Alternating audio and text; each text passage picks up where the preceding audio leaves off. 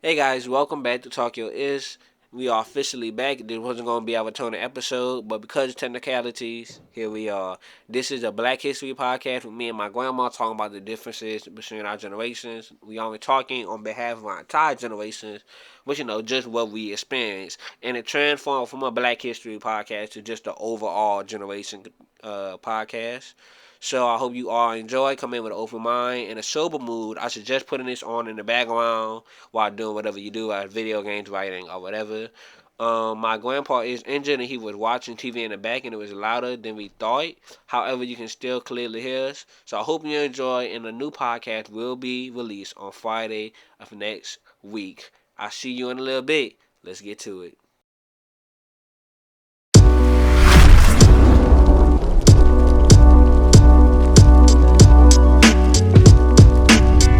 3, 2, 1. You know what to do, guys. It's your boy, Don Quan Bogan. But you already know that.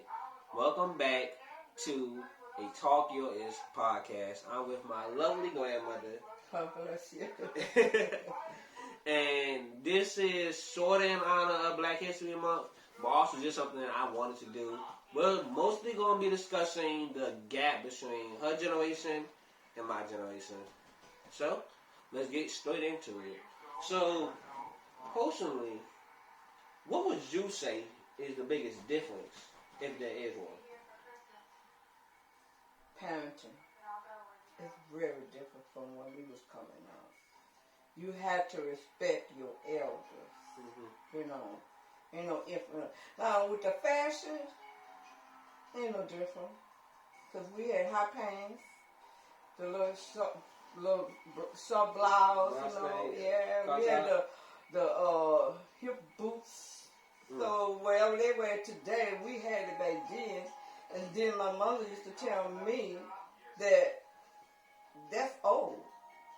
Because they didn't have the hot pants. But they had something like it. Yeah, like the hairstyles, the dress code, and stuff like that. They had all that. It was different materials. So it's nothing different about our generation, this generation. Back then, some of it was rebellious. Mm-hmm. So it's basically more like parts of your generation and my generation are just like writing, seeing more than what it was. It's the same thing. Right. The same thing's happening. It's just stuff that happened in my generation is just seen more widely. Because parents today, special parents that I wouldn't say black parents, but white parents struggling being the only parent in the house. Yeah. They had most mothers on welfare, food stamps. So they had to work. So their kids was buck wild because they didn't have nobody to watch them.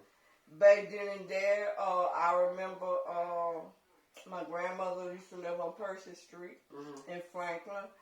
The school was from kindergarten to 12th grade. And it's called elementary, Willow Elementary. Willow? High school. Back then, I used to leave campus to go to my grandmother's house to eat. See, now these days, you can't do that. Yeah, if you're able to leave campus, and that's only for Southern high schools, and mostly if you're a senior for us, but if you're able to leave campus, you really need to be back by. Yes, you got to be back in time for, Yeah, school so you might as well not do it. So. Yeah, but I had to do it.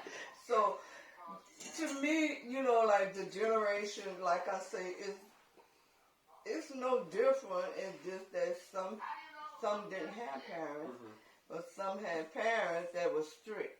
Yeah.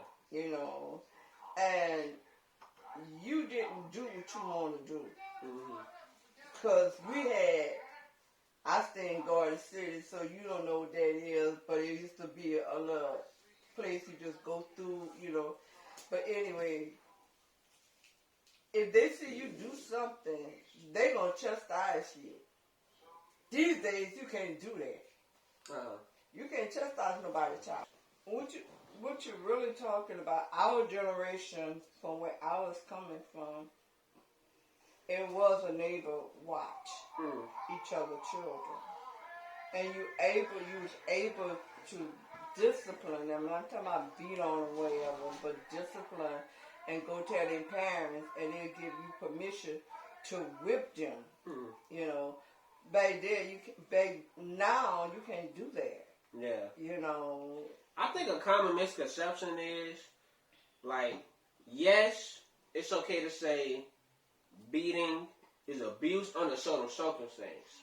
I think it got to the point where people believe that if somebody said they whipped their kid, that they did it out of anger. Sometimes, from what I was taught by y'all, you know, if getting whipped and beat sometimes isn't done in anger. No, it's not supposed to be done in anger. It's done purely to discipline you. Right. Back then, when I was saying my mama was a disciplinarian. Mm-hmm. She whipped you for everything. My daddy didn't. He just had a look that was like, that's enough. He just look at you a certain way. If he had company come in the house and we sitting in the room watching TV, he just look at us. He just we have to leave, you know. Oh man, they need to go. We couldn't say that because we was gonna get a whipping, you know. So even when people didn't have their own TV, would come to our house and watch what they want to watch on our TV. If we watching TV and we watching something that me and my brother watching something that we like, and they come over, they say, "Oh, I want to watch when Gunsmoke." You know, back then Gunsmoke used to come on. We had to get up and go in our room so they could watch TV. I ain't no say so. So, but kids today, baby, they cut up, you know. Oh, it'd be a fight. Yes, indeed. But to me, like I told you earlier, I have been sheltered. I don't know nothing about prejudice. I don't know about going through the back door. What she's talking about, which is probably why a lot of you clicked on this video and might be expecting a lot. She's talking, when it comes to being black in her generation and my generation, she's saying she didn't really experience a lot of that because she was more sheltered than most people. Right. So, if they did do all that, I don't know nothing about it, you know. No. So, my daddy, I love my daddy, I love my mama, but I thank God for the discipline. Because I feel like they don't let me have what I want to do and do what I want to do. I probably had children at an early age. You know, like today, they don't tell their kids nothing. Their kids do what they want to do. Now they having babies out of wedlock, you know. Being saved or not saved, they still having babies out of wedlock. They're going to do what they want to do. You know, and you can beat them, you can do what you want. This generation is really, how can I say, more outgoing. Oh, yeah. More, you know, daring. Oh, a lot more. Daring, because back then we had the fear of Shirley, Era Edwards, and us. You know, my grandmother, she didn't play. She let 1, 2, 3. That's the last warning. Now you're going to get your whipping. Yep. You know, so they'll warn you before they whip you. And then, back then, they used to tell you why I'm whipping you. These days, they don't tell you why. They just jump up and just start hitting you. See, you did this here last week. Okay, here's your whipping. You did this yesterday. Here's your whipping. I kept telling you stop doing that, and you're still doing it, you know. No response, you know. You wonder why I stay quiet. Now, I'm grateful that when I was younger, that I was disciplined. You know, there was some time when I was just like, this don't make no sense. But as I got older, I realized the times when I was disciplined and I needed it. And I look at kids who haven't been disciplined. Out of control. And I look at them and I'm like, oh, they are crazy. But you're right, the parent, like, it don't even happen as much, like, disciplining your kids in that manner, it don't happen as much, and I feel like the kids are a clear reflection of that. I'm not saying everybody should go home and beat their kids. No. We're not saying that at all. Some kids don't deserve it. Some kids don't deserve it at all. Because some kids you can reason with just a conversation. But see, what really happened from our generation to this generation, they had abusive. Yeah. Abusive means that they use don't let the kids eat at all. Keep them locked up in the room. Mm-hmm. Some couldn't go to school. That was abusive. They have cigarette burns on them, you know. Come to school with black eyes. Right, you know, and say they fair. Yes, that is abusive.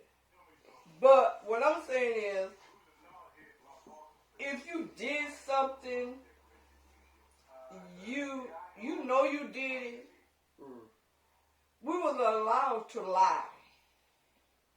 You had to tell the truth. You had to. You had to tell the truth. It was going to come out what happens in adulthood. And if it come out, there was a whipping that you was going to get. Yeah.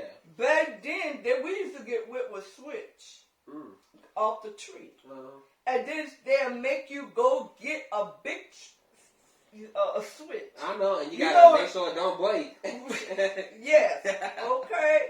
I wish when Luda's here today me and her and Lloyd's always kind of whipping for fighting. We always fight about stupid stuff. Just everything. You're right. But yes, back then, I mean, talking about way in the bag.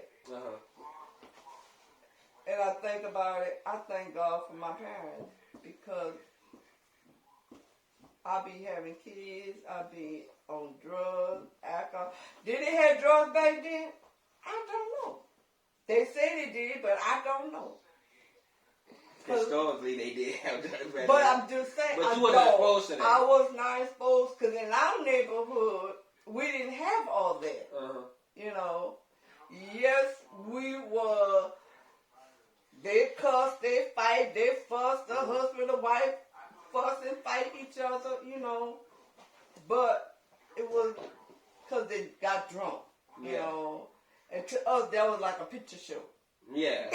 Yeah. That was a... You know, laughing and cutting up because, so-and-so is fighting and we coming outside to look. Looking at them, laughing at them. Yeah, you know. And the next day, it's like it was nothing. You know, the man like gone to work like nothing happened. And you know, I'm sheltered more than most kids. I don't want to call myself completely sheltered. I seen myself things I could have done some things, but I'm glad I was raised in the way that I was raised because you had a choice. Oh yeah, I had a choice. I had many choices. Like, let me tell you, if I wanted to be out in the streets, drinking, doing drugs all the time, not coming home till 3 o'clock in the morning, and telling my dad he in my house, you wouldn't have came in at 3 o'clock, not even 2 o'clock, not even 9 o'clock. I wouldn't have came back if I was. You wouldn't have come in. Actually, Daddy, you wouldn't come in my house; it'd be locked up. Oh yeah, like I had the opportunity to do those things, but that's not what I want. And now I'm completely, and the way I am now, because of the way I was raised, it's so easy for me to stay on what I want to do, like this podcast, you know, my poetry, my books, all that. It's so easy for me to stay on that road because everything else just seems like I don't need that. Right. And that's due to how. But you didn't have a purpose and a plan because, see, with me, Wayne, the father, Donna Wayne, I used to say, you better than that. You are not dumb. You are very smart. He was very smart. You know, if he made a loaf of bread or whatever, I'd say, okay, you may just, I wasn't hard on them. I say, you got to make this up. Yeah. You know, you gotta got to do better. You got to do better because you can do better. Mm-hmm. See, parents don't know their children's weakness in education. You know, when Angela, my oldest daughter, she was good, but she wasn't good in math. You know, Kizzy was good, you know, and I didn't expect them to be a honor because I knew I was not a honor student, but I was always encouraged that you could do better. Never was put down. Kids are being put down. They have challenged, you know, with competition with children in their own family. You get what I'm saying? Oh, yeah. Like Angela Kids, Kizzy's son, and Wayne Kids. Oh, Michelle made an 8. She on the outer row. She on the D list. Here Kizzy, Tyreek, he was D list. And I said, here your mama, did this and did. It's like competition. The kids, and I used to get so frustrated with that because you don't do that. Yeah. You're teaching them not to be close, but to be in competition everything that they do. Mm-hmm. You know, and it's see where, you know, to me it's like, but I don't see nothing wrong with that. It's a lot wrong when kids hide something in their heart, and that's when they turn to drugs. Yeah. They can't compete with college. You know, because they gotta be, they standards way up there. The standards is so high. Right, and they're trying to meet there. That's why so many, I'm not saying white kids or black kids or whatever. But kids in general. Kids in general, when they go to high school, everything is low key. They on the dean list, but when you go to college, it's gonna take more than that to be on the dean list, and so they feel like they got to take something. Yeah.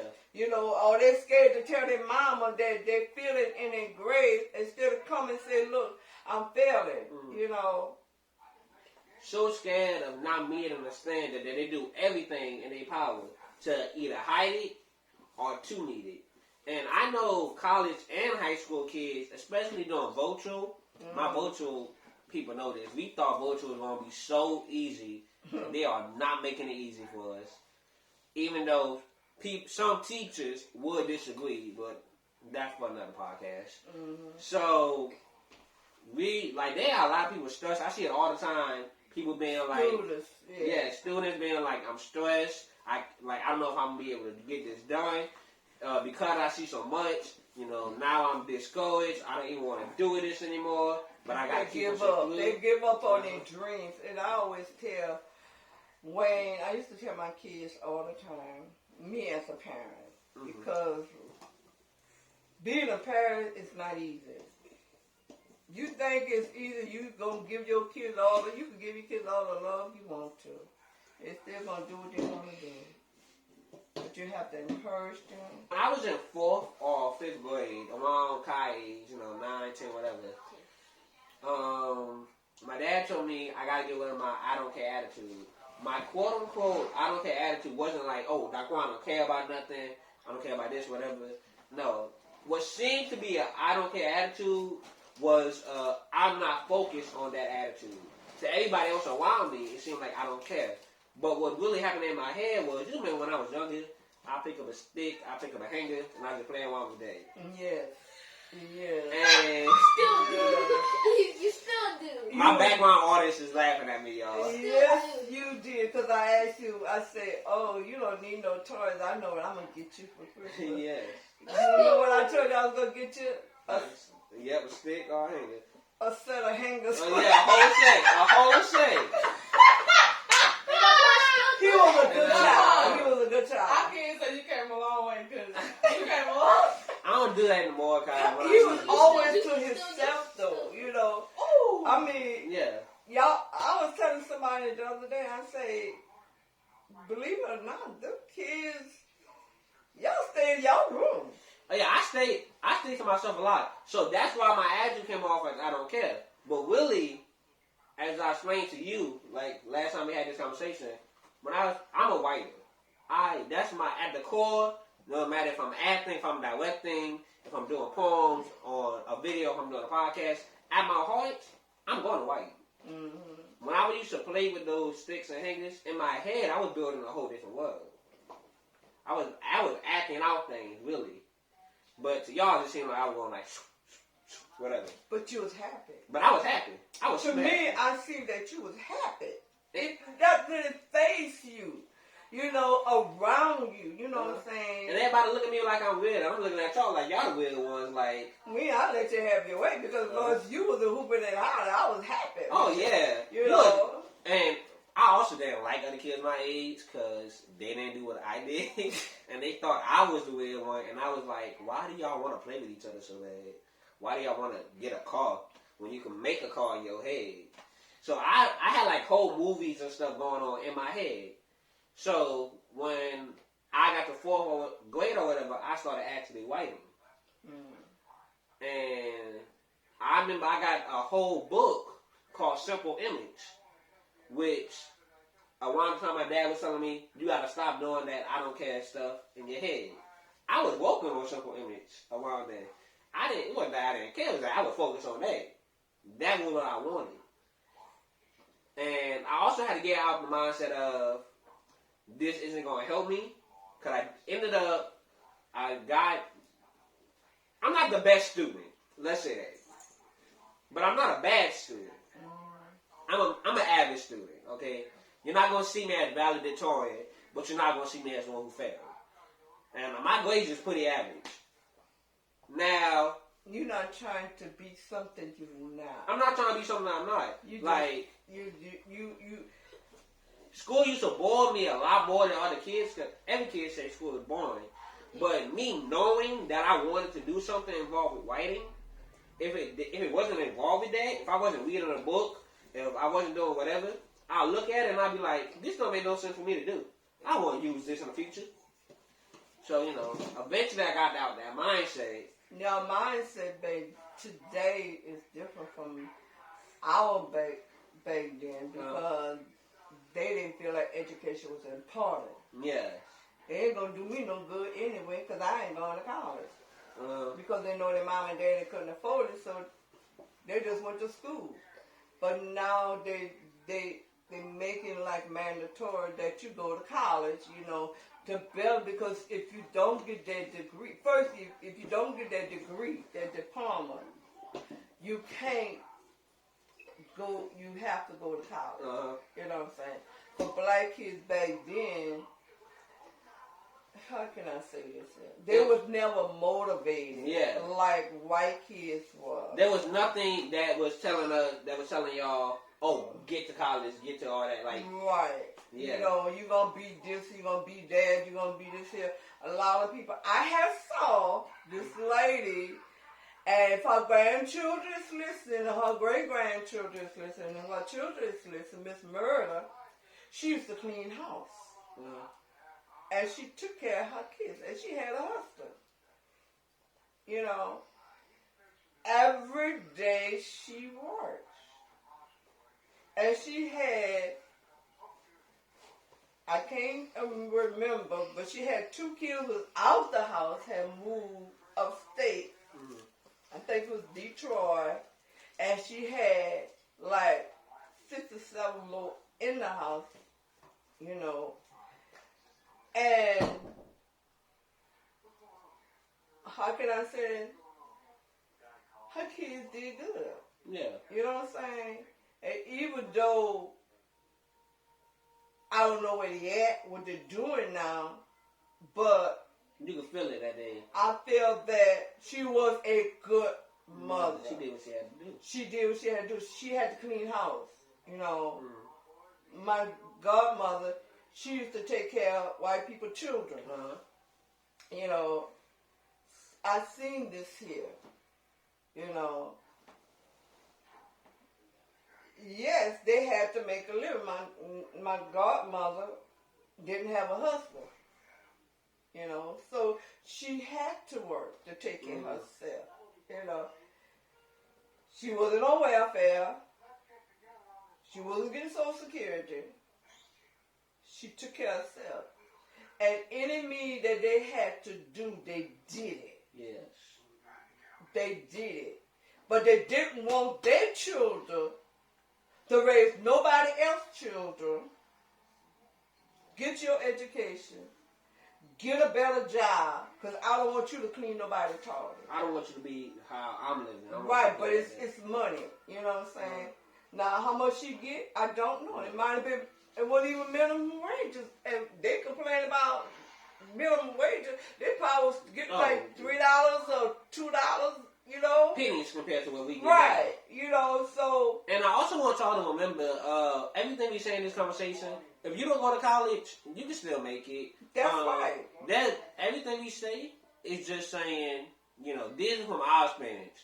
We aren't speaking on behalf of our entire generations or anything. We're just discussing our personal experiences. And we're not knocking anybody. If you feel offended or knocked anyway, I don't know how, but we didn't mean for that to happen. Please don't get offended because it's true. Yeah, everything we say is true. Because, you know, as I have a lot of cousins, you know, I didn't go to college.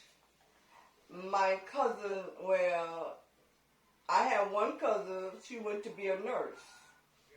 She was an RN, LPN, wherever she was. She was a nurse, and she worked until she hurt her back.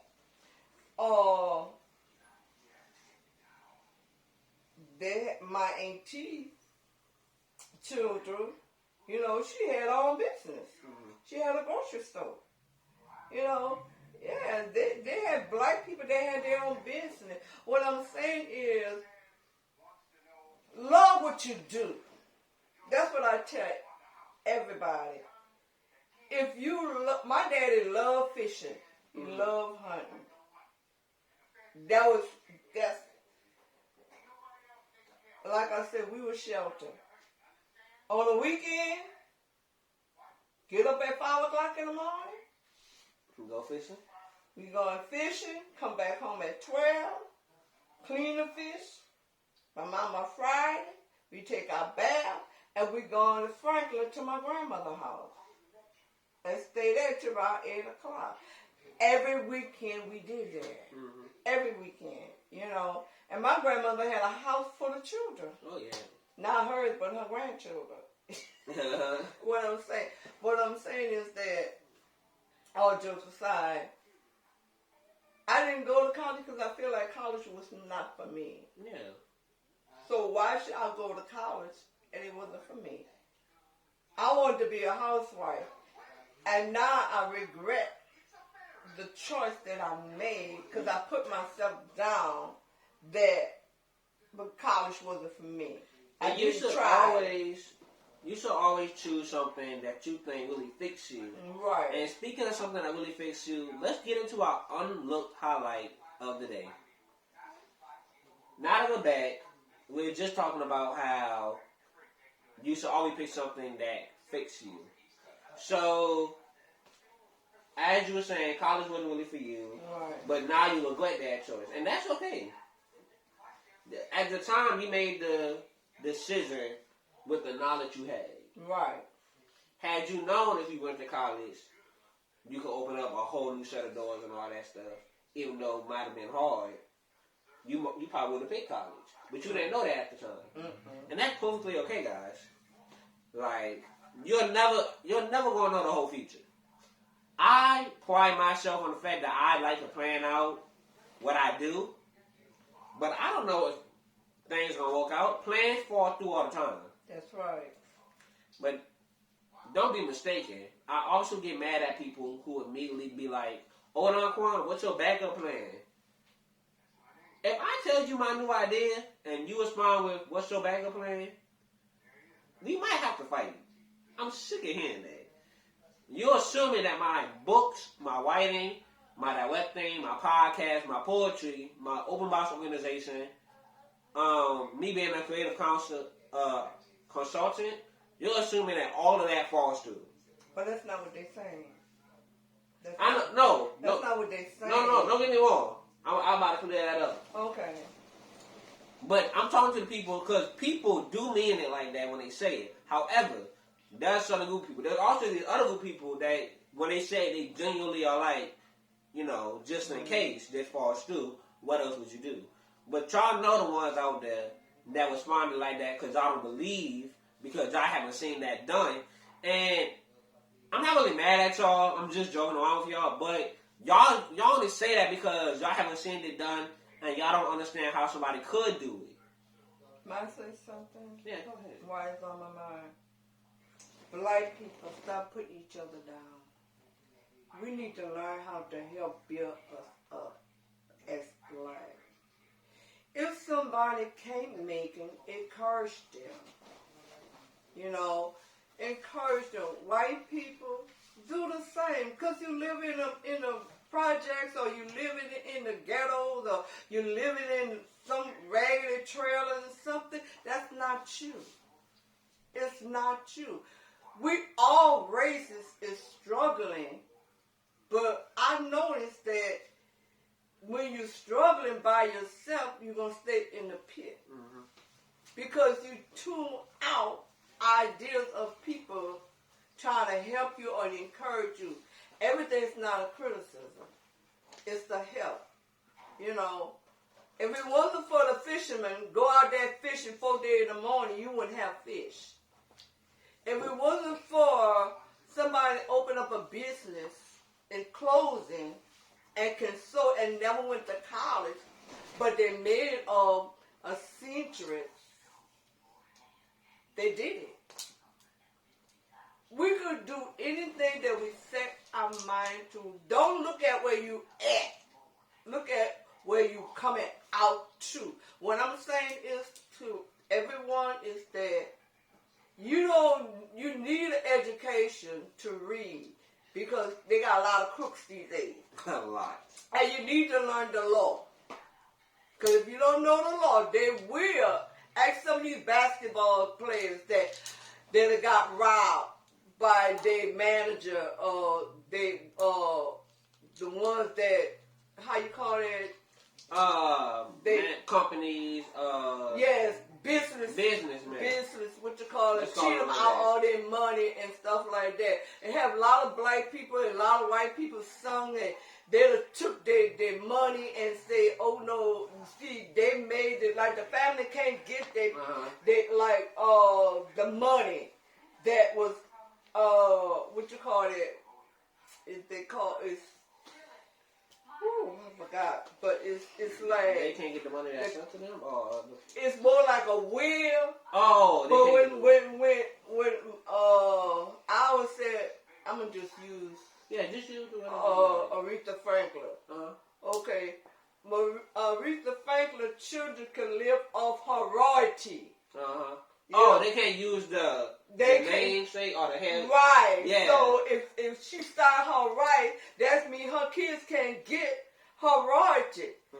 Because they done fixed it so where she couldn't get it. What you're saying is, like, when a company buys your, I think they call it royalty. Name, your royalty. It's like name something nowadays. It's not just a will. A company can literally buy your name or whatever.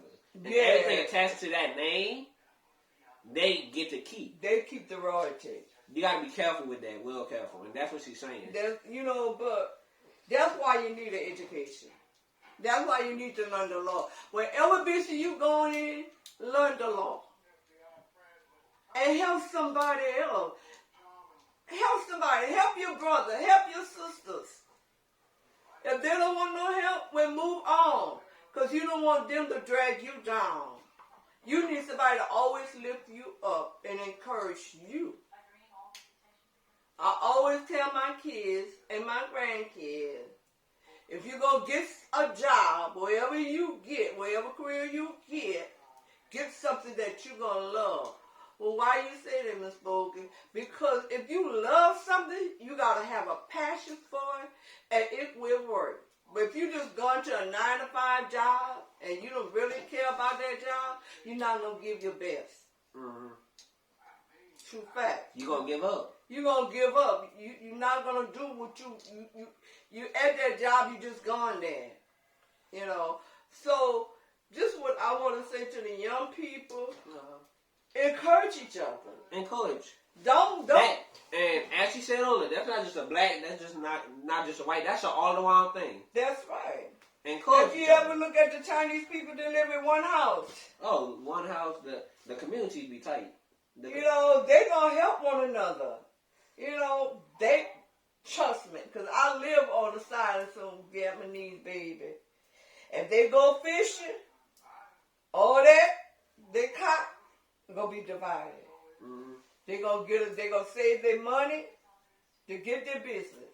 I will say the Asian community in most places are really, y'all, like they really are with themselves, and I really like that. I love seeing that. But you know, white people like that too.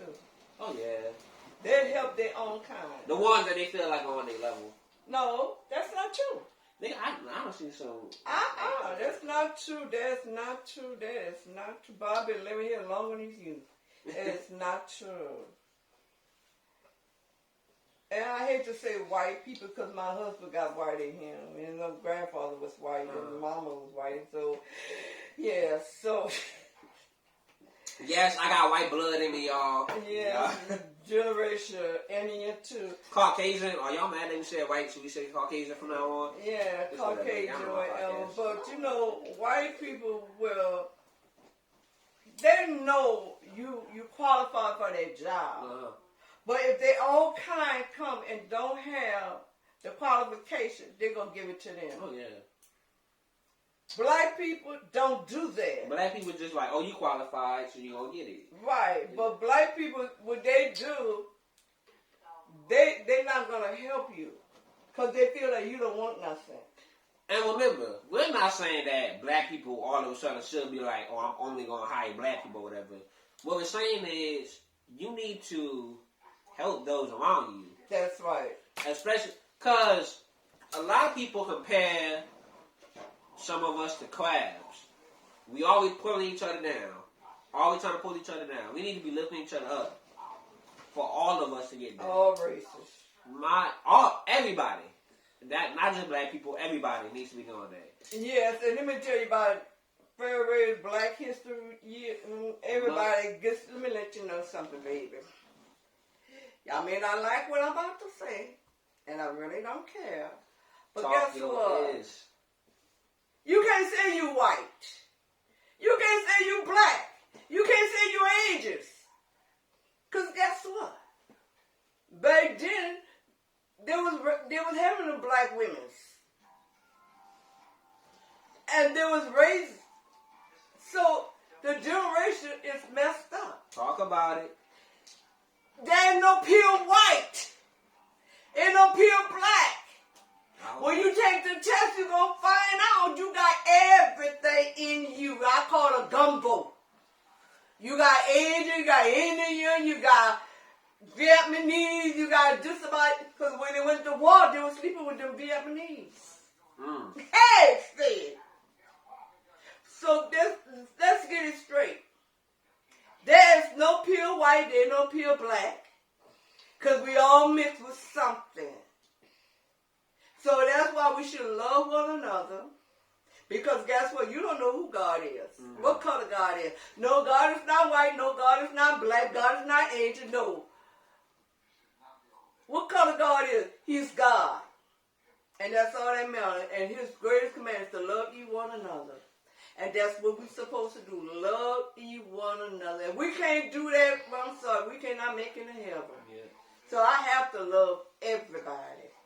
And remember, we're not saying you shouldn't love your skin color or whatever. We're just saying that doesn't make you superior to anybody. That's not what I'm saying. What you saying? That's not what I'm saying. You can't go around here and saying that you're white or black or whatever because you don't know what race you are. Oh. Stop saying you white. See all this prejudice around now coming out? Some will be surprised if they take a DNA, they're not pure white. We'll find out. That their great-grandmother is a black woman. They had a woman years ago came trying to sue Charity Hospital because they messed up her record, her birth certificate. She was not black. She was white. She was black. Yeah, she was. but her skin color was white. Oh. So she feels that she was raised, maybe her daddy raised her after he slept with her mama. Took her away from her mama because her mama was black. And got mad because she used the N-word.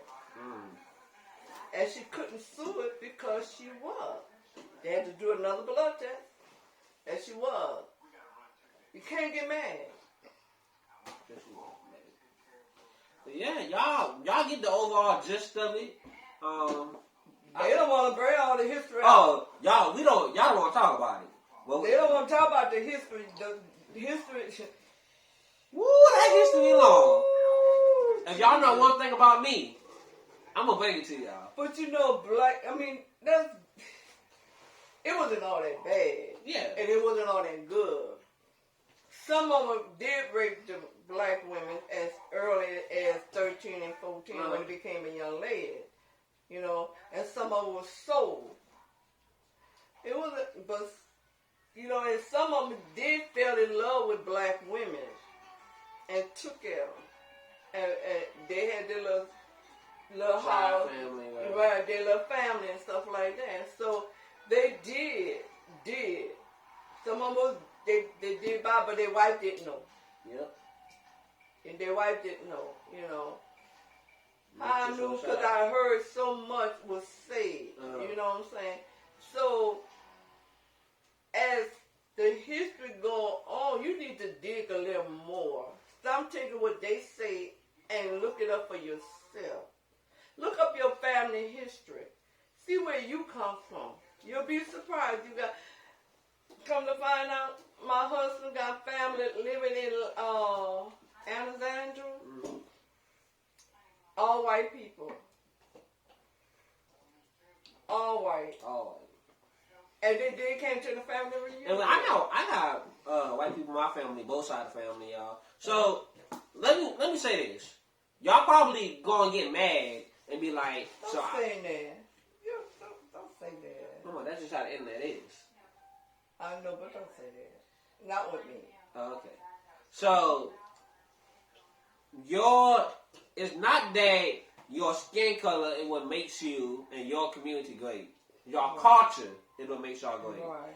So stop celebrating your skin color and celebrate your culture more. That don't mean be prejudiced though. Still help everybody out. Love one another.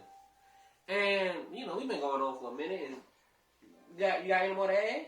Baby, I'm talk out. I just want people out there to know that we all God children.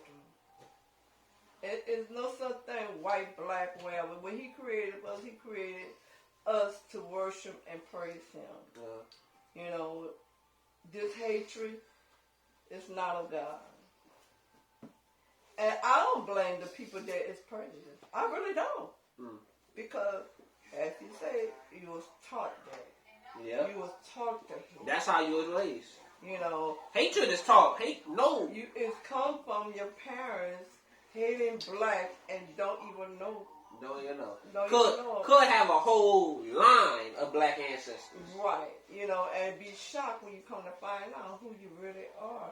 I was actually reading something, and the twist was this dude got mad with his wife because his baby came out. She wasn't dark, but she was light skinned. So he was like, "You had sex with a black man. You cheated on me." And she was like, "No, that's not what happened." And he realized, "Oh, that's impossible. See that happen." So she must have, black blood in her. So he kicked out the house with the baby and all that. That's why that was him. Just to find out he's the one who got black ancestors. Because his daddy actually had a letter talking about it. And he ended up finding the letter. And it talked about how his grandmother, whatever, was black and all that. And he never knew.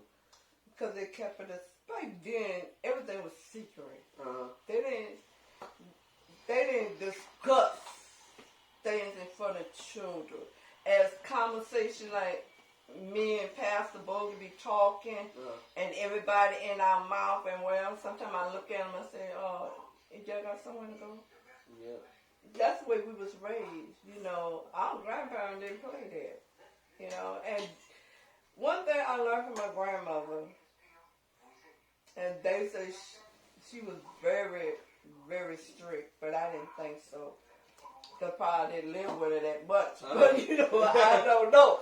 But I do know this here, that she wasn't a gossiper. She wasn't a gossiper.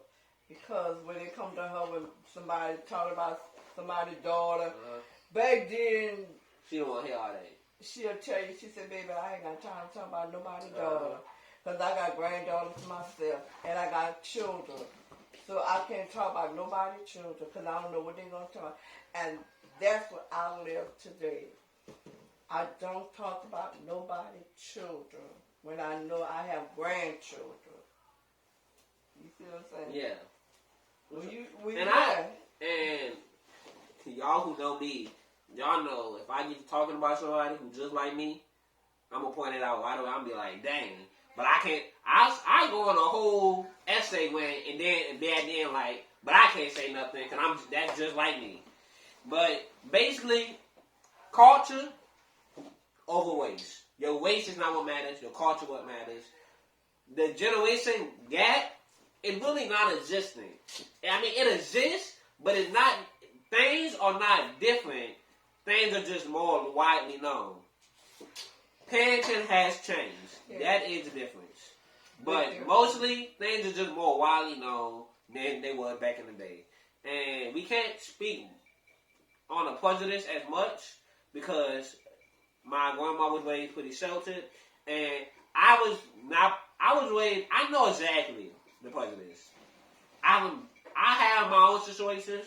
However, not to the extent of what y'all thinking. Because I was sheltered some myself, and when I was put in those situations, I handled it whatever way, or I had somebody with me that made it easier to handle. So, really, and it's not much to talk about. If y'all really want it, put it down in the comment section, DM me, whatever. And I make a podcast myself discussing stuff. But yeah, that's all we had to say. I hope y'all enjoyed this episode. But like I say, prejudice comes from where they've been taught. Yeah, and hatred is taught. Nobody's born with hatred. Right. It's taught. It's taught, and then prejudice comes from jealousy too. You don't want nobody to get ahead of you. You get what I'm saying? Yeah. Come on, this podcast is going on for a minute. I know, but I'm just talking to you. Oh, you cut it off? Oh, yeah, okay. But yeah, that's all we had to You said say. you was going to edit it anyway. I will. Okay. But I'm like, I got to get my ending out there. She's taking too long. So that's really all we had to say. And yeah, I hope y'all really enjoyed this episode. Make sure if y'all watch the video, also go to Spotify, just let it play in the background or whatever. I feel like my podcasts should be held through Spotify more. And that's also where my sponsor is at. Y'all hear Anchor at the beginning. Go check out this On The Look highlight. And also be on the lookout for more open box stuff, more poetry, and more from your boy. Alright, it's been fun. Bye. Hey guys, hope you enjoyed the podcast. I hope the TV in the background wasn't too much. And I hope you enjoyed the funny moments and the sober moments that we did have. Be sure to tune in next week on Fridays from now on to catch the latest Talk Your Ish podcast. We are officially back, baby. And I was going to include an On The Look highlight in here, but it just didn't work out like that. But there will be one in the next podcast coming for y'all. Okay, I'll see you later. Bye.